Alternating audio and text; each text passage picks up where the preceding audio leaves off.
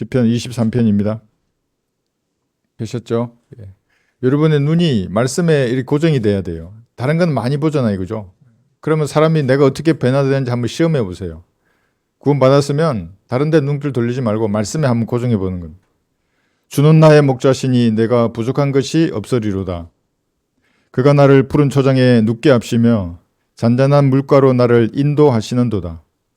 그가 내 혼을 소생시키시고 그의 이름을 위하여 의의 길들로 나를 인도하시는도다. 정녕 내가 죽음의 그림자의 골짜기를 지날지라도 악을 두려워하지 않으리니 이는 주께서 나와 함께 계시며 주의 막대기와 주의 지팡이가 나를 위로하심이라. 주께서 내 원수들의 면전에서 내 앞에 식탁을 마련하시나이다. 주께서 내 머리에 기름으로 부으시니 내 잔이 넘치나이다. 진실로 선하심과 자비하심이 내 생애의 모든 날 동안 나를 따르리니 내가 주의 전에 영원히 거하리로다. 이 본문을 가지고 그리스도인의 목자 되시는 예수님이라는 제목으로 말씀을 전하겠습니다. 살아있는 사람은 오늘도 각자 자신의 인생의 길을 묵묵히 걸어가고 있습니다. 부모로부터 선천적으로 물려받았거나 또는 살아가면서 형성된 그 가치관, 이것에 따라서 다양한 유형의 사람들이 각자의 인생길을 걸어가고 있는 것입니다. 그 사람들은 자신의 어떤 선택이나 능력으로 인생의 길을 걸어간다고 생각하지만 사실은 그의 걸음을 인도하시는 것은 걷는 그 사람 안에 있지 않다고 성경이 말씀하고 있습니다. 한번 들어보십시오. 오 주여, 인생의 길이 그 사람 안에 있지 아니함을 내가 아나이다. 그의 걸음을 인도하는 것은 걷는 그 사람 안에 있지 아니하나이다. 예레미야 10장 23절입니다. 그러니까 내가 무슨 뭘 선택하고 내 힘과 지혜로 내 선택한 그 길을 걸어간다고 생각하지만 그렇지 않아요. 어떤 알 수 없는 존재가 여러분 인생의 길을 인도하는 것입니다. 그리스도인은 선한 목자이신 예수님께서 인생의 길을 인도하고 있습니다. 그 길의 끝은 영원한 생명입니다.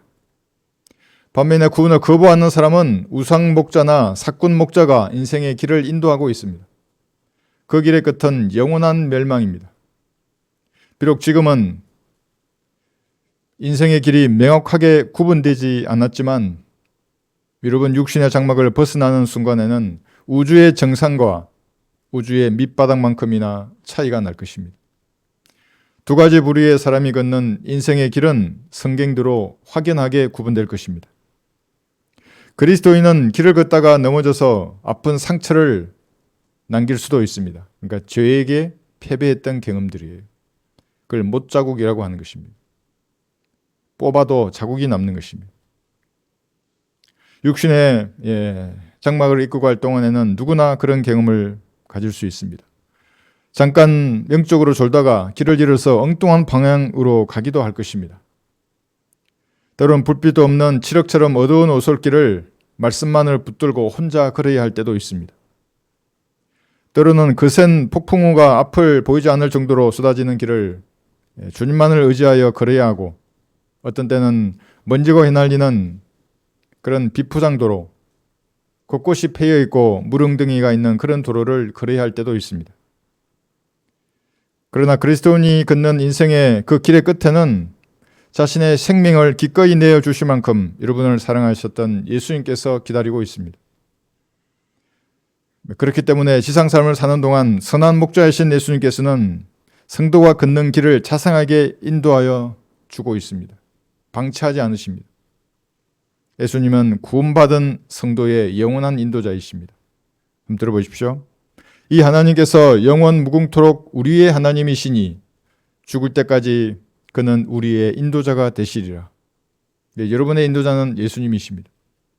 성경적 믿음을 고수하면 그 인생의 길은 험난한 것입니다. 왜 험난한 것입니까? 보이지 않는 믿음으로 보이는 세상과 싸워야 하고 자기 육신과도 싸워야 하기 때문에 그랬습니다. 그전에 없던 갈등이고 싸움입니다. 구원받기 전에는 이런 게 전혀 없었습니다. 혼자서 외롭게 이 길을 걸어야 한다는 고독이 밀려오면 그 길을 인도하시는 하나님께서 친히 여러분과 동행하고 있음을 잊지 말아야 하는 것입니다. 비진리와 타협하고 오직 하나의 절대적인 진리만을 외치는 것은 세상에서 여러분이 죽을 십자가를 지고 주님을 따르는 것과 똑같은 것입니다. 이것만이 진리라고 믿습니다. 그러면 세상으로부터 즉시 조롱과 멸시, 판단이 뒤를 따라오는 것입니다. 저 인간은 광신자구나. 뭘 배우지 못했구나. 종교적인 사람이 반성경적인 비진리와 타협하고 거대한 교단이나 그 교제권의 울타리 속으로 들어가서 종교적인 사람이 되는 이유가 여기에 있는 것입니다.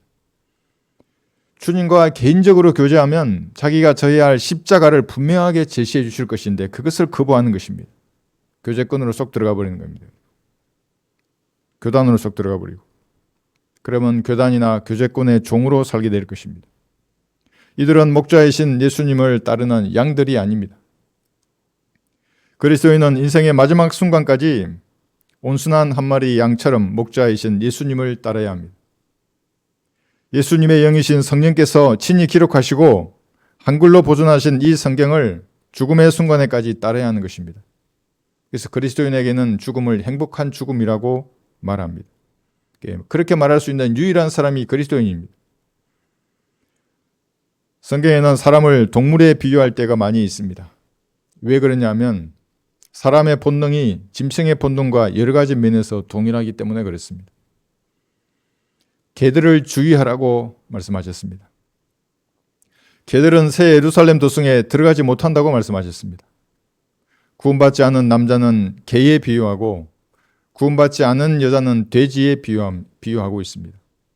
구원받아도 성경대로 자신을 성찰하지 않는 남자는 개이고 여자는 돼지와 같다고 성경이 말씀하십니다. 개도 옷을 입고 미용을 하고 운동도 하고 자신을 뽐냅니다. 이쁜 짓을 하기도 합니다. 돼지도 씻고 나서 아름답게 자신을 치장하고 단정하지만 모두가 진창이나 토사물을 뒹구는 짐승일 뿐입니다.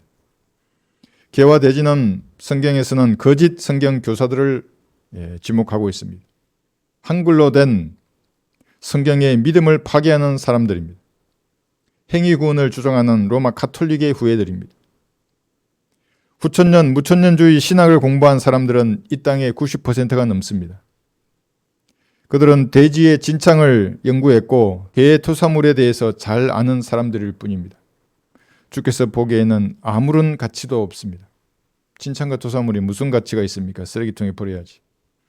세대별로 올바로 나누어 공부하지 않으면 마땅히 알아야 할 그 진리의 지식에 대해서는 아무것도 모르는 무식한 사람이 되는 것입니다. 그래놓고 무슨 박사학위를 자랑하고 있어요. 유보족 칭의론, 여러분 아마 들어보셨을 것입니다. 내가 의롭게 되는 것이 백보자 심판 때까지 유보되었다는 거예요. 그때 가야 안다는 겁니다. 죽어봐야 구원을 안다는 사람들인데 그런데 어떤 사람이 죽었어요. 근데 지옥에 가게 됐어요. 그럼 누가 책임지는 거예요? 이런 마귀의 세력들 중에 누가 책임지겠습니까? 아무도 책임지지 않는 것입니다. 자신만이 영원한 저주 가운데 살게 될 것입니다. 마귀만 좋은 일 시키는 겁니다. 이행칭의도 있어요. 이게 두 번째 종교개혁이라고 말합니다. 목사들이. 걸레 같은 인간의 의로 예수님을 대적하는 흑암의 세력들입니다. 종교 통합 있잖아요. 교단에 소속된 교회, 무슨 교제권에 소속된 교회는 모두 반성경적인 모임들입니다. 로잔 대회를 비판하잖아요. WCC도 비판하고. 그런데 자기는 무슨 교단에 가입이 돼 있어요. 하나님하고 무관한 교회입니다. 또 인류는 모두 형제라는 말도 있습니다. 이건 마귀의 주장입니다. 예수님의 피를 믿고 구원을 받아야 성경의 하나님을 아버지라고 부르는 형제와 자매가 되는 것입니다. 구원받지 않으면 그 마귀의 자식이라고요. 이런 주장과 더불어 지구가 평평하다고 믿는 사람도 있습니다. 우주는 없다고 이렇게 말하는 것입니다. 성경에 버젓이 우주라고 기록되어 있는데도.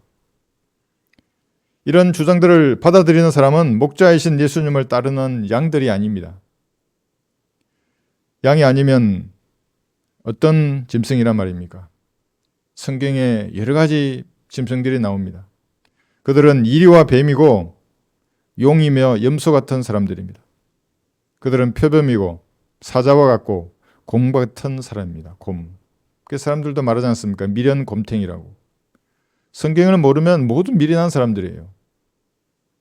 그들은 소처럼 열심히 일하는 사람이고 물고기들처럼 이리저리 몰려다니는 겁 많은 사람들입니다. 죽음의 종들이에요. 전부 무서워서요. 노예가 되어 사는 사람들입니다. 길들여지지 않는 들나귀와 같은 사람들입니다. 주님을 따르는 양들이 아닙니다. 거듭나지 않거나 거듭나도 육신적인 사람은 짐승과 똑같은 본능을 가지고 있습니다. 다만 그 사람의 영이 짐승의 영이 아니라는 것뿐입니다. 이들은 자신을 보존하고 자신을 번식시키고 자기를 만족시키는 것을 최고의 가치로 여기는 사람입니다. 잘 훈련된 강아지나 고양이, 소나 돼지, 일이나 염소나 늑대나 곰과 다를 것이 하나도 없습니다. 전도서 3장 19절을 한번 펴보십시오.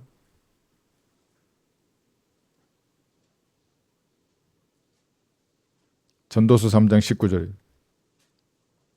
여기에 제가 언급한 짐승들은 전부 성경에 나오는 동물들입니다. 똑같아요.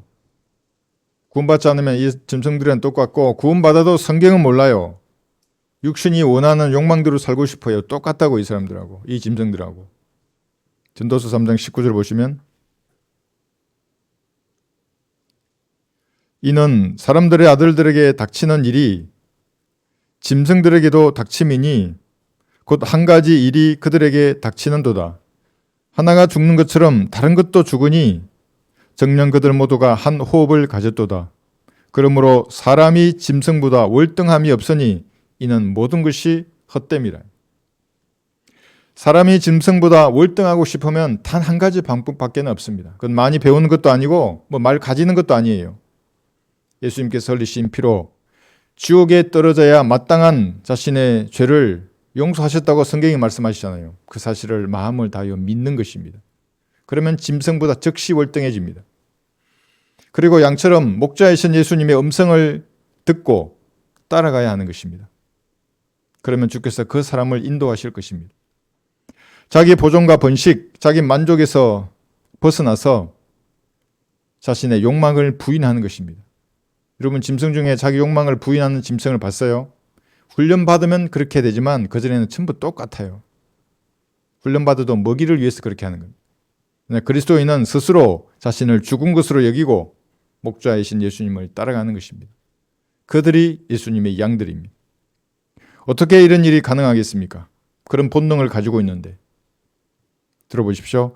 내 양들은 내 음성을 들으며 나는 그들을 알고 그들은 나를 따르느니라. 요한복음 10장 27절입니다. 설교나 성경 공부를 통해서 전파되는 진리의 말씀을 듣고 그래서 사람들이 모여드는 것입니다. 그리고 주님은 몸된 지역교회를 그 사람들을 통해서 구성하시는 것입니다. 그래서 조직체라고 하는 겁니다. 이들이 목자이신 예수님을 따라가는 주님의 양들입니다. 기꺼이 자기 목숨을 내어놓습니다. 왜냐하면 양들은 실제 양도 죽음 앞에서는 아주 순종적이에요. 반항하지 않아요, 양들이. 양은 강단에서 전파되는 말씀이 성령께서 역사하시는 것인지 아니면 악령의 힘이나 사람의 영으로부터 나온 것인지를 바로 분별하는 것입니다. 다시 본문을 보십시오. 시편 주는 나의 목자시니 이랬습니다. 이 세상에서 여러분의 목자는 누구입니까? 세상은 아름답게 피어난 꽃이 만발한 그런 동산처럼 보입니다. 겉으로 보기에는. 그러나 도초에 마귀들이 심어놓은 지뢰가 산지에 있는 것입니다. 지뢰밭이에요. 세상이라는 것은. 성경을 통해서 바라보면. 언제 이 지뢰가 다 없어져요? 예수님이 이 지상에 재림하시는 그 새 세대가 되면 진짜 사막의 꽃들이 피어날 것입니다. 그전에는 그렇지 않은 것입니다. 한 치 앞도 분간할 수 없는 악한 세상에서 그리스도인이 예수님을 목자로 여기고 따라가면 제일 먼저 자신이 양처럼 우둔하다는 것을 자기 마음으로부터 시인해야 하는 겁니다.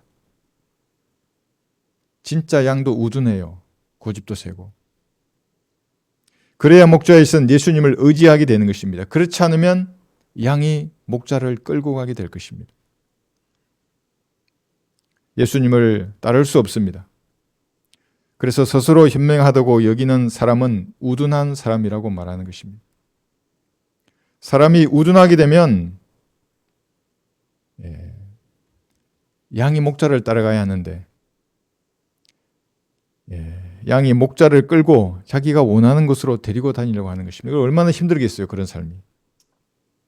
양도 힘들고 목자도 힘든 것입니다. 여러분들 중에 남보다 먼저 성경을 공부하거나 많이 구령하거나 그래서 진리의 지식을 조금 더 안다고 생각하는 사람이 혹시라도 있습니까? 그 사람은 마땅히 알아야 할 것은 아직도 모르는 사람들입니다. 한번 들어보십시오. 무엇이든지 안다고 생각하면 그가 마땅히 알아야 할 것은 아직 아무것도 모른다는 것이요. 고린도전서 8장 2절입니다. 다만 양처럼 우둔한 자신의 지각을 열어주신 주님을 찬양해야 합니다. 조금 안다고 자랑하는 순간에 마귀는 바로 교만의 씨를 뿌리는 겁니다. 그러면 육신의 냄새가 그에게서 진동할 것입니다. 영어 성경이나 헬라어 성경을 가지고 한글 킹제임스 성경을 고치려는 사람도 무엇인가를 안다고 말하는 우둔한 사람들입니다. 영어를 안다 그래요. 그래, 영어를 알면 그러면 되는 거지. 그 영어를 아는 그 지식을 가지고 한국 사람이면서 한글을 고치니까 문제라고요. 영어식 문법과 영어식 정서를 가지고 내 글이잖아요, 한글은. 말이 안 되는 게 번역해 놨어요, 말이 안 되게. 우둔한 사람들입니다. 각종 음모론에 끌려다니고 지구 납작교, 이게 제가 만들었어요. 팽팽교가 아니고 지구 납작교.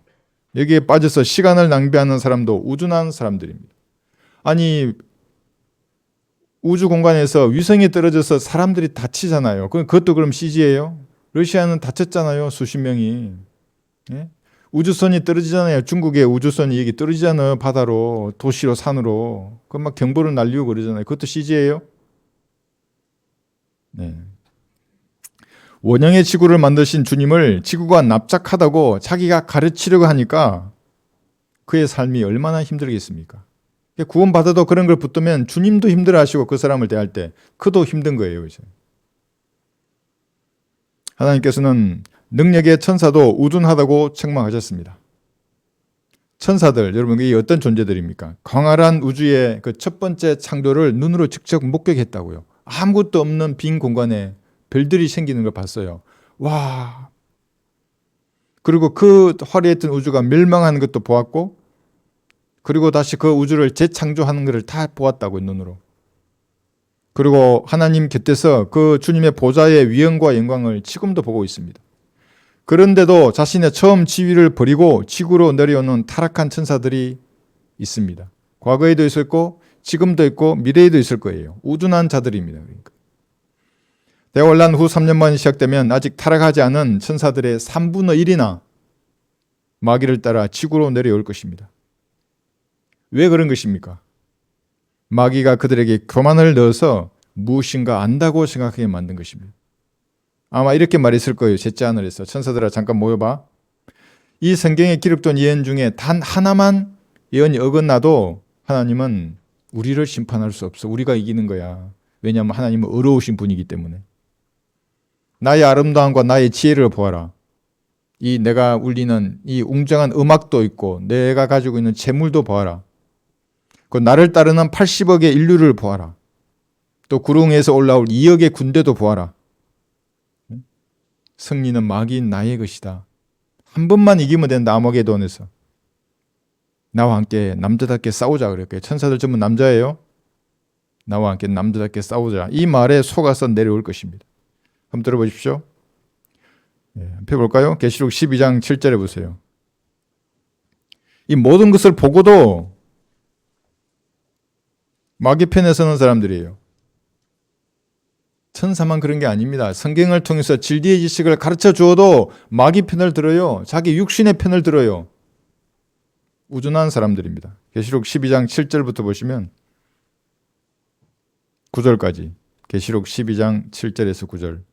또 하늘에 전쟁이 있으니 미카엘과 그의 천사들이 용을 대항하여 싸우고 용과 그의 천사들도 싸우나 그들이 이기지 못하여 하늘에서 더 이상 있을 곳을 찾지 못하더라. 그리하여 그 큰 용이 쫓겨나니 그는 마귀라고도 하고 사탄이라고도 하는 옛뱀 곧 온 세상을 미혹하던 자라. 그가 땅으로 쫓겨나고 그의 천사들도 그와 함께 쫓겨나더라. 마귀의 제안에 속은 아둔한 천사들은 대환란 후 3년 반이 시작되는 그 시점에 지구로 내려올 것입니다. 결국은 모두 지옥의 흑암 속으로 던져질 것입니다. 주님께서는 이런 천사들마저도 우둔하다고 하시는데 하물며 벌레인 사람은 어떠하며 벌레인 사람의 아들은 어떠하겠느냐. 욥기 25장 6절의 말씀입니다. 그래서 주님 앞에 섰을 때는 아주 겸손해야 한다고. 성도들도 마찬가지예요. 성도들 안에 예수님이 계시잖아요. 그러니까 겸손하라는 거예요, 그게. 좀 앞에서도 부서져 버리는 먼지에 기초를 둔 진흙집에 사는 자들은 얼마나 덜 신뢰하시겠느냐. 욥기 4장 19절의 말씀입니다. 천사도 그런데 사람들은 얼마나 덜 신뢰하겠느냐고 반문하고 있는 것입니다. 그래서 자신의 우둔함을 시인하고 선한 목자이신 예수님을 따르기로 마음을 바로 잡아야 하는 겁니다. 주께서는 그 사람이 혹시 우둔하게 행동하더라도 그의 우둔함대로 다루지 않을 것입니다. 욥기 42장 8절 한번 보십시오.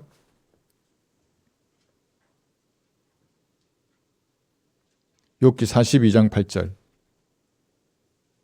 아니 우둔한 대로 좀 하면 어때? 사람이 원래 우둔한 존재인데. 그렇지 않아요. 그게 죄예요, 죄.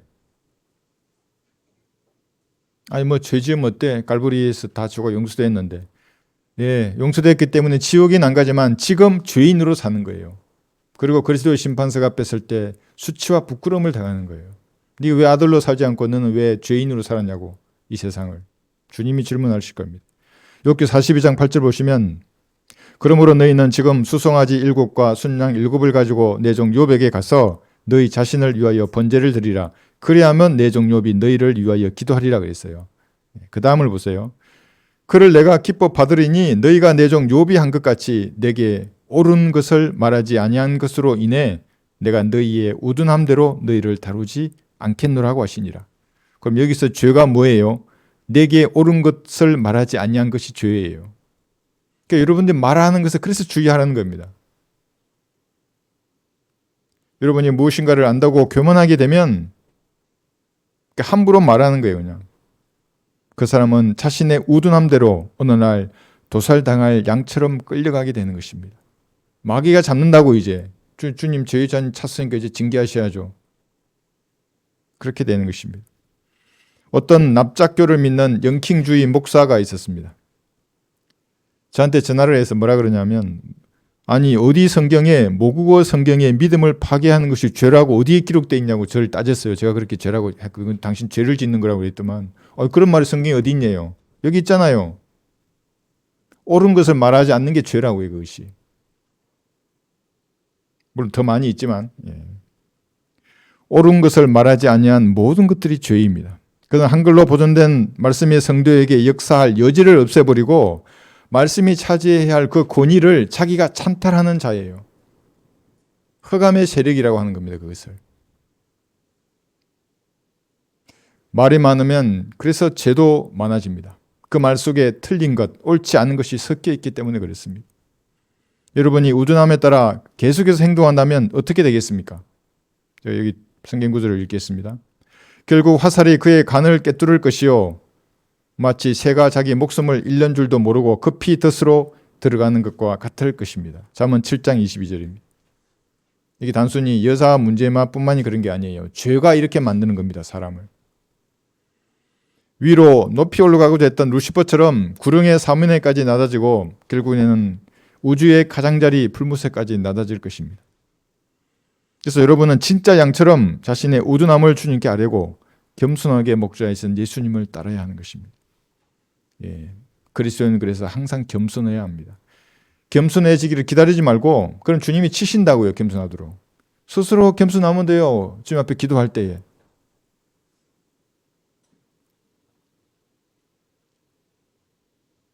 그렇게 되면 사꾼 목자를 따라가지 않게 되어 있습니다. 요한복음 10장 한번 보십시오. 사꾼 목자가 여기에 등장하고 있습니다.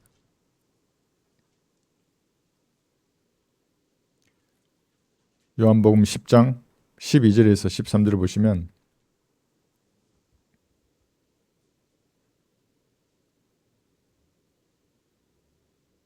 찾으셨죠? 사꾼은 목자가 아니요 양들도 자기 양들이 아니므로 이리가 오는 것을 보면 양들을 버려두고 도망치느니라. 그리하여 이리가 양들을 채가고 흩어지게 하느니라.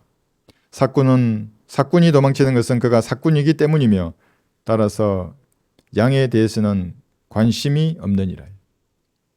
뭐에 관심이 있는 거예요? 사꾼 목자는. 첫 번째가 돈이고 그 다음에 종교적인 권력이라고 하는 거예요. 이게 기독교계 내에서 아주 거물급으로 인정받고 싶어하는 겁니다. 아는 척 이렇게 난 참 훌륭한 사람이야. 이런 것에 관심이 집중되어 있습니다. 이렇게 잘난 척하는 사람들에게 주님께서 복음의 문을 왜 열어주시겠습니까? 그렇지 않습니까? 이런 사꾼들은 단톡방을 운영하고 교회라는 것을 만들어서 운영하고 유튜브에 나와서 반성경적인 교리를 가르치는 것입니다. 구원받고 하나님을 성경대로 섬기고자 하는 그 성도의 믿음을 파괴해버리는 사람들입니다. 은혜의 복음은 칼빈주의, 알미니안주의뿐만 아니라 로마 가톨릭 교도 중에도 말하는 사람이 가끔 있습니다. 그렇다고 해서 그들이 옳은 것을 말하는 사람이라고 할 수 없는 것입니다. 옳은 것을 말하지 않기 때문에 그들이 죄를 짓는 겁니다. 섞여 있다고요. 오류가 누르기 항상. 성경대로 주님을 섬기는 그리스도인은 주는 나의 목자시니 내가 부족한 것이 없으리로다라고 고백하는 사람들입니다. 세상에서 잘 먹고 잘 입고 부와 권력으로 즐기며 사는 사람들은 부족한 것이 없어 보입니다. 여러분 주변에 그런 사람 있습니까? 부족한 것이 없어 보여요. 사람들 다 가졌어요. 그 사람이. 경남 양산의 전직 대통령을 경호하는 데에는 그 경호원들이 66명이나 됩니다. 뭔 짓을 했길래 이렇게 많은 경호원을 두고 있는 거예요 도대체? 뭐가 그리 불안해요? 묻고 싶어요 내가. 2배나 더 늘렸잖아요. 27명이었는데 더 늘렸잖아요. 이렇게 많은 경호원들. 우리 세금으로. 사전은 796평이고 한 달에 받는 연금만 1,390만 원입니다. 세금은 한 푼도 안 냅니다. 이 나라의 원전 산업을 붕괴시키고 북한에게 항복에 가까운 군사 합의를 했다고요. 이것이. 공중 정찰을 못하게 한 겁니다. 적군의 침략을 미리 보는 그 눈, 이 정찰 자산을 아군의 최고 사령관이 뽑아버렸어요. 그리고 자기는 거기 가 있는 겁니까? 양산에? 퇴임 후 전직 대통령은 아무것도 부족한 것이 없이 편안한 노후를 보내는 것 같아 보입니다. 정말 그럴까요? 한번 들어보십시오. 내 백성이 지식의 부족으로 멸망하는도다. 내가 내 지식을 구하였으므로 나도 또한 너를 거부하리니 내가 나에게 제사장이 되지 못하리라. 내가 내 하나님의 율법을 잊었으니 나도 또한 내 자녀를 잊어버리리라. 호세아 4장 6절입니다. 지식이 부족한 거예요. 이게. 그러면 지옥에 가는 겁니다. 대통령이나 장관이나 국회의원이나 대기업 회장이나 마찬가지예요. 무슨 병원장이나 대표이사나 마찬가지예요. 이게 대표이사나 뭐. 하나님을 아는 지식이 없잖아요. 은혜의 복음을 몰라요. 지옥에 간다고요. 사람은 빵으로만 살 수 없습니다. 하나님의 입에서 나오는 모든 말씀으로 살아야 하는 것입니다. 자신이 지옥에 갈 죄인임을 정직하게 시인하고 갈보리에 설리신 예수님의 피를 믿어서 구원을 받는다면 영원한 생명을 선물로 받을 것입니다. 그런 다음에 말씀을 주기적으로 먹으면서 목자이신 예수님을 따라가야 합니다. 그래야만이 그 사람이 가진 그 허기진 영적인 갈증이 채워질 것입니다. 그때 부족한 것이 없어져요. 다른 것은 아무리 채워도 부족한 것입니다. 복음을 거부하면 지옥에서 그의 혼이 사람의 형체를 잃어버리고 영원히 불에 탈 것입니다. 이것을 멸망이라고 하는 겁니다. 그곳에는 그들의 벌레도 죽지 않고 불도 꺼지지 아니하느니라. 복음을 거부하는 죄인은 아무리 많은 돈으로 자신을 치장하더라도 항상 부족해하는 것입니다. 복음을 거부하는 죄인들은 아무리 먹어도 부족하고 아무리 잠을 자도 부족하고 아무리 쾌락을 즐겨도 늘 부족합니다. 그들이 즐기는 만찬은 돼지 우리에 있는 곡식의 껍질과 같은 것입니다. 여러분 그렇게 보이지 않으세요? 어떤 사회적으로 성공한 사람이 나와서 이렇게 말하더라고요. 자신이 가장 무서워하는 사람이 있다고. 그 어떤 사람인 줄 아세요? 남을 부러워하지 않는 사람이 자기는 가장 무섭대요. 여러분 남들 부러워하지 마세요. 그리스도인은 부러워할 게 아니에요. 전혀. 유다서 여기 1장을 보시면 구원을 거부하는 사람들 뭐라고 여기 기록했는지 한번 보세요. 유다서 1장 12절에서. 제가 아주 완곡한 표현을 쓴 거예요. 뭐 돼지 우리에 있는 곡식의 껍질을 먹는다. 성경에 나오는 개, 돼지, 이리, 곰, 사자, 용과 같다. 성경은 너무나 과학하게 말해요. 구원받지 않은 사람들에 대해서.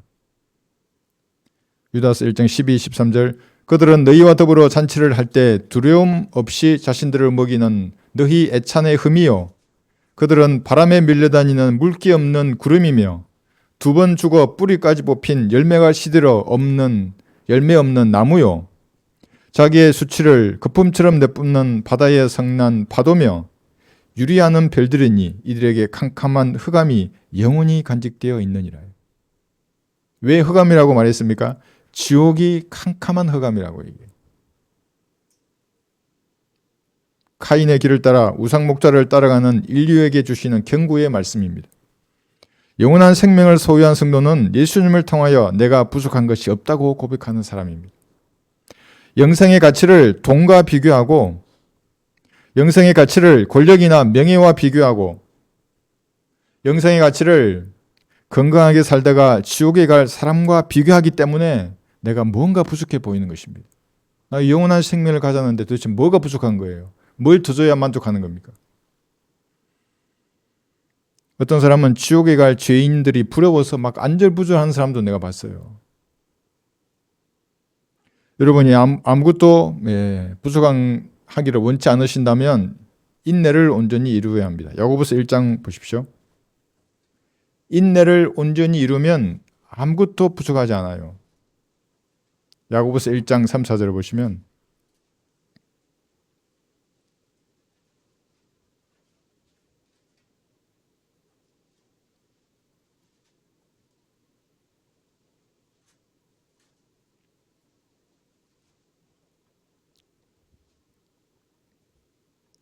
야고보서 1장 3절 4절 이는 너희 믿음의 시련이 인내를 만들어내는 줄을 너희가 알미라. 그러면 인내가 만들어지려면 이 믿음의 시련을 견뎌내야 하는 겁니다. 그러면서 인내가 만들어지기 때문에 그리스도인은 반드시 믿음의 시련을 겪게 되어 있습니다. 그러니까 거기서 포기하지 않으면 돼요. 근데 그럼 인내가 생기는데 포기해버리면 맹탕이 되는 겁니다. 항상 훈련병이에요. 자대로 가야 되는데 임무를 수행해야 되는데 4절 그러나 인내를 온전히 이루라. 이는 너희가 온전하게 잘 갖추어져 아무것도 부족함이 없게 하려 함이라.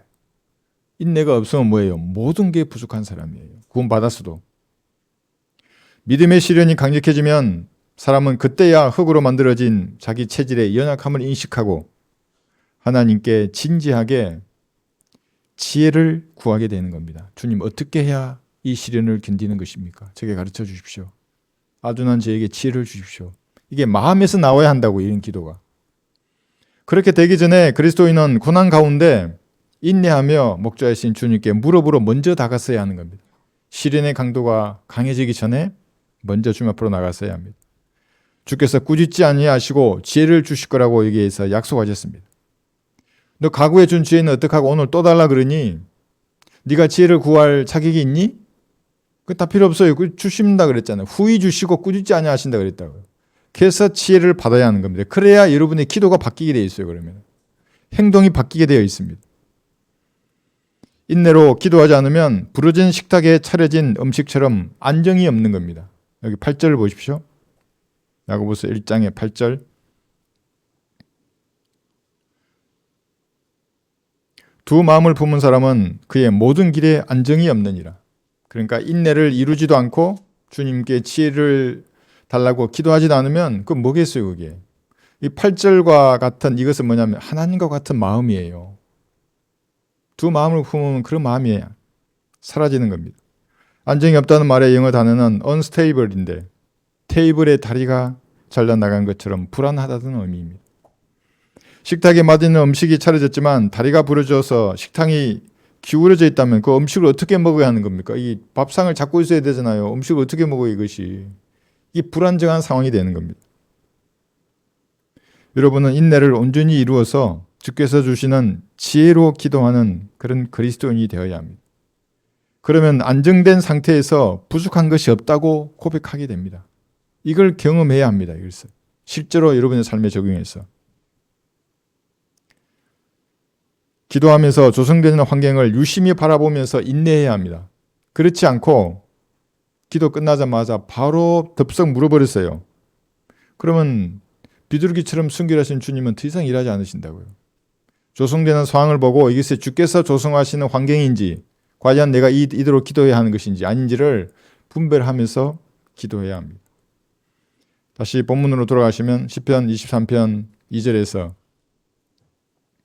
다시 여러분들에게 이렇게 약속하고 있습니다. 그가 나를 푸른 초장에 눕게 하시며 잔잔한 물가로 나를 인도하시는도다. 지금 여기 나가 양이에요. 양. 그래서 양은 실제로 겁이 많습니다. 시력도 나쁘고 그래서 방향 감각도 없습니다. 잘 섞기도 하고 아둔한 데다가 문제는 고집까지 센 겁니다. 이제. 고집이라도 없으면 좀 이렇게 말이라도 잘 들을 텐데. 양은 그래서 쉽게 길을 잃고 방황하는 속성을 가지고 있습니다. 그러다가 흑염소와 같은 유다 이스카리옷의 영을 가진 사꾼 목자의 그럴듯한 말과 화려한 언변을 들으면 바로 속아버리는 겁니다. 그래서 그를 따라갑니다. 계속 사꾼 목자를 따라가면 어느 날 유다 이스카리옷이 나무에 대릉도릉 매달렸던 것처럼 영적으로 비참한 상태가 될 것입니다. 반성경적인 믿음을 가진 사람은 유다 이스카리옷의 영을 가진 사람입니다. 성경적 말씀을 전파하는 사람을 곤두박이로 던지려고 하는 겁니다. 예수님도 그렇게 밀어서 죽이려고 했어요. 그 사람들이. 그러나 공중에 매달렸다가 떨어지는 것은 유다 이스카리옷이었습니다. 한번 들어보십시오. 그런데 이 자가 실로 불의의 대가로 밭을 샀는데 그 후에 곤두박이로 떨어져서 몸의 중간이 터져 그의 모든 창자가 쏟아져 나왔느니라. 사도행전 1장 18절입니다. 여러분은 주께서 눕게 하시는 푸른 초장에 눕고 주께서 인도하시는 잔잔한 물가에 있어야 합니다. 진리의 말씀과 성경적 찬양이 있고 성경적 교제가 있는 양무리에서 떠나지 말아야 하는 것입니다. 그렇게 하면 주께서 여러분의 혼을 소생시키실 것입니다. 여기 3절 보시면 그가 내 혼을 소생시키시고 그의 이름을 위하여 의의 길들로 나를 인도하시는도다.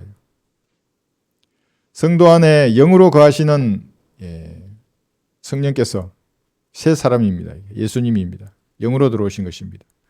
혼에게 말씀하시는 것을 그때서야 감지하는 것입니다.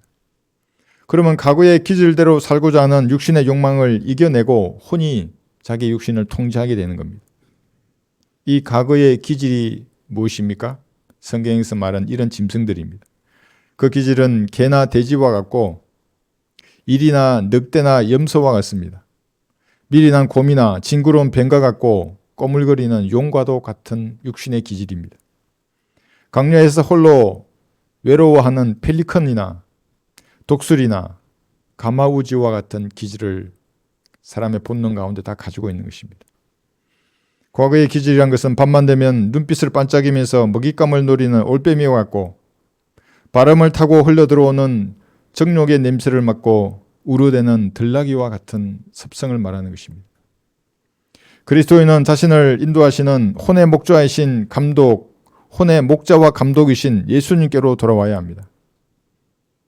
그러면 그 기질들을 이겨내고 여러분의 혼을 주께서 소생시키는 것을 경험하게 될 것입니다. 그리고 의의 길들로 여러분을 인도하실 것입니다. 이는 너희가 길 잃은 양들 같았으나 이제는 너희 혼들의 목자와 감독에게로 돌아왔느니라. 그러니까 다시 가면 안 됩니다. 이 길은 영원한 유업의 상을 받는 길인가 동시에 주께서 십자가를 지시고 골고다 언덕을 오르셨던 바로 그 길입니다. 4절 보시면 시편 23편 4절 정녕 내가 죽음의 그림자의 골짜기를 지날지라도 악을 두려워하지 않으리니 이는 주께서 나와 함께 계시며 주의 막대기와 주의 지팡이가 나를 위로하심이라. 여러분을 인도하시는 예수님은 2000년 전 갈보리 십자가에서 죽음의 골짜기를 먼저 통과하셨습니다.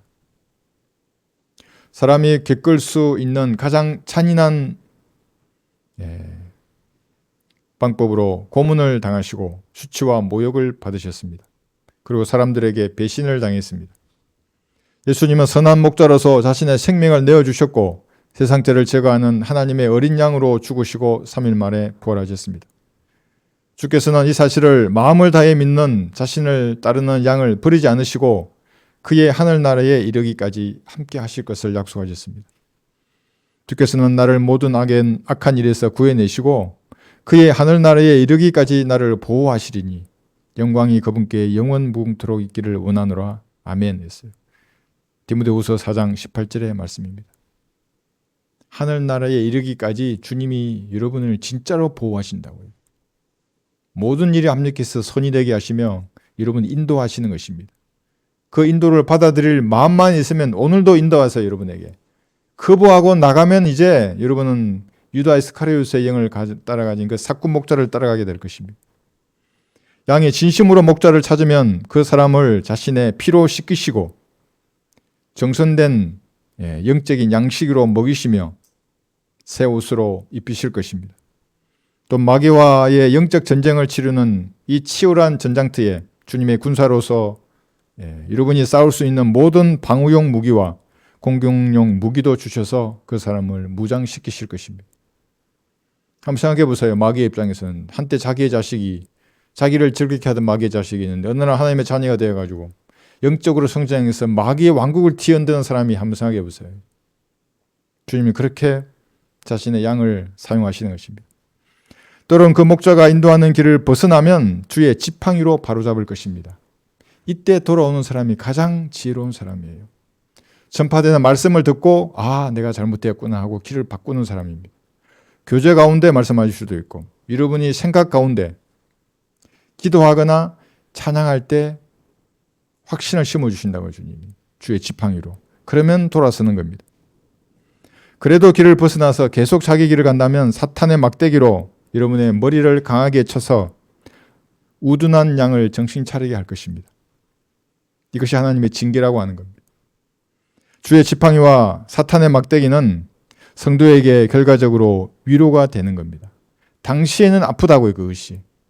당시에는. 그러나 위로가 돼요. 시간이 지나면.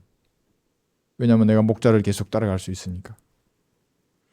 그래도 계속 길을 벗어나서 들나귀처럼 정욕을 찾아 이리저리 뛰어다닌다면 주께서는 그를 셋째 하늘나라로 데려가실 것입니다.